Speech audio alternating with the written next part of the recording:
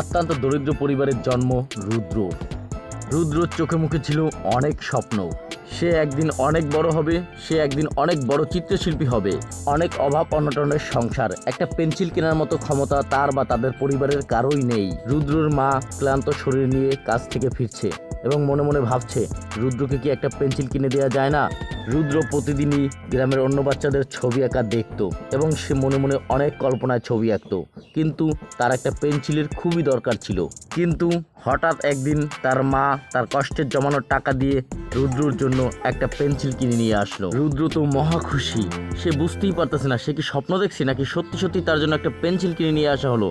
সে বারবার নিজেকে ট্রাই করলো, দেখলো না, আসলে সত্যি তার মা তার জন্য একটা সুন্দর পেন্সিল নিয়ে এসেছে। রুদ্র পেন্সিলটি হাতে পেয়ে ছবি আঁকতে শুরু করে দিল এবং সে তার মনের মাধুরী মিশিয়ে ছবি আঁকা শুরু করে দিল। ছবি আঁকতে আঁকতে সে একদিন অনেক বড় হলো এবং অনেক বড় একজন চিত্রশিল্পী হলো। সারা দেশে রুদ্রর নাম ছড়িয়ে পড়লো। রুদ্র তার মাকে সামনে বসিয়ে তার মায়ের একটা সুন্দর ছবি এঁকে তার মাকে উপহার দিল এবং তার মা অনেক খুশি হলো। এই গল্প থেকে আমরা বুঝতে পারি, একটি ছোট্ট উপহার বদলে দিতে পারে একটি জীবন।